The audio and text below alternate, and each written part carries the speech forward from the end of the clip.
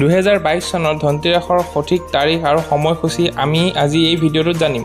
ধনতিৰাস কিয় সেলিব্ৰেট কৰা হয়, ধনতিৰাসত কি ক্ৰয় কৰিব লাগে, এই সকলোবোৰ আজি আমি এই ভিডিঅ'টোৰ দ্বাৰাই জানিম।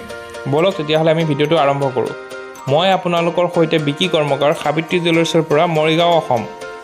2022 চনৰ ধনতিৰাসৰ তাৰিখ পৰিছে আপোনাৰ 22 আৰু 23 অক্টোবৰ। এওঁদশী তিথিৰ আৰম্ভ হ'ব 22 অক্টোবৰ শনিবাৰৰ সন্ধিয়া 4:02 পৰা আৰু এওঁদশী তিথি সমাপ্ত হ'ব 23 অক্টোবৰ দেওবাৰ সন্ধিয়া 4:02 কোৱা যায় যে ধনতিৰাসৰ দিনা আপুনি ধন খৰচ কৰি কিবা ক্ৰয় কৰিলে এই ক্ৰয়ে আপোনাক বহুগুণে ফল প্ৰদান কৰে। ধনতিৰাসৰ দিনা কি ক্ৰয় কৰিব লাগে সেইবোৰ আপোনাক মই ভিডিঅ'টোত জনাই আছোঁ। প্ৰথমতে আপুনি ভগৱান গণেশ আৰু লক্ষ্মীৰ ৰূপৰ মূৰ্তি ক্ৰয় কৰিব পাৰে আৰু এই মূৰ্তি আপোনাৰ ঘৰৰ থাপনাত ৰখাটো খুবেই শুভ বুলি মনা যায়।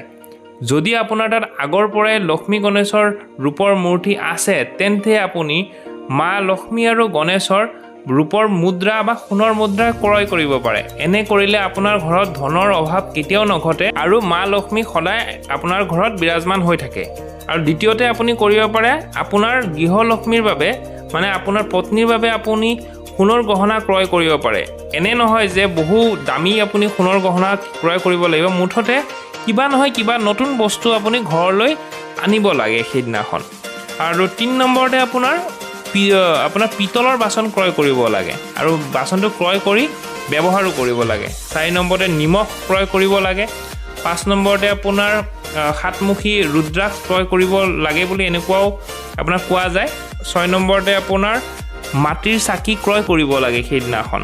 আৰু 7 নম্বৰতে হৈছে ইলেক্ট্ৰনিক আপোনাৰ প্ৰডাক্ট লাইক আপোনাৰ মোবাইল হওক বা যিকোনো আপোনাৰ লাইট গেজেটছ আপুনি ক্ৰয় কৰিব পাৰে ধনতিৰাসৰ দিনাখন। ধনতিৰাসৰ দিনা ক্ৰয় কৰা আপোনাৰ সোণৰ গহনা আপুনি ক্ৰয় কৰিব পাৰে আৰু আপোনাৰ সোণৰ মুদ্ৰা ৰূপৰ মুদ্ৰা আপুনি ক্ৰয় কৰিব পাৰে। এনে নহয় যে আপোনাৰ দামতছে দামী আপুনি সোণৰ মুদ্ৰা বা আপুনি গহনা ক্ৰয় কৰিব লাগিব। আপোনাৰ সামৰ্থ্য অনুসৰি আপুনি আপোনাৰ সোণৰ আৰু ৰূপৰ গহনা আপুনি ক্ৰয় কৰিব পাৰে ধনতিৰাসৰ দিনা। সেইটো কৰা আপোনাৰ খুবেই শুভ। আপুনি এনেকুৱা নহয় যে খুবেই আপুনি দামতছে দামৰ বস্তু ল'ব লাগিব। আপুনি 100 টকাৰ বা 200 টকাৰ আপুনি ৰূপৰ মুদ্ৰাও ক্ৰয় কৰিব পাৰে, য'ত আপোনাৰ মা লক্ষ্মী আৰু গণেশৰ আপোনাৰ মূৰ্তি থাকিব। আপোনাৰ সেইটো আনি আপুনি ঘৰত থাপনাত ৰাখি সেই মুদ্ৰাটো আপোনাৰ লকাৰত য'ত আপুনি আপোনাৰ সম্পত্তি জমা ৰাখে তাত আপুনি যদি ৰাখে তেন্তে আপোনাৰ ধন সম্পত্তিবোৰ আপোনাৰ বহুগুণে বৃদ্ধি হ'বলৈ লয়। এইবোৰ আপোনাৰ ধনতিৰাসৰ দিনাখন ক্ৰয় কৰাটো খুবেই শুভ বুলি মনা যায়। সেইকাৰণে বহুতে আপোনাৰ ধনতিৰাসৰ দিনাখন ক্ৰয় কৰে। যদি আপুনি এই ধনতিৰাসত ভাবিছে যে আপুনি সোণ বা ৰূপৰ মুদ্ৰা ক্ৰয় কৰিব বিচাৰিছে বা আপোনাৰ সোণৰ গহনা ক্ৰয় কৰিব বিচাৰিছে তেন্তে আপুনি ভিজিট কৰিব পাৰে সাবিত্ৰী জুৱেলাৰ্ছলৈ। আপুনি সাবিত্ৰী জুৱেলাৰ্ছত আধুনিক গহনা হলমাৰ্কযুক্ত BIS চাৰ্টিফাইড গহনাবোৰ আপুনি পাব।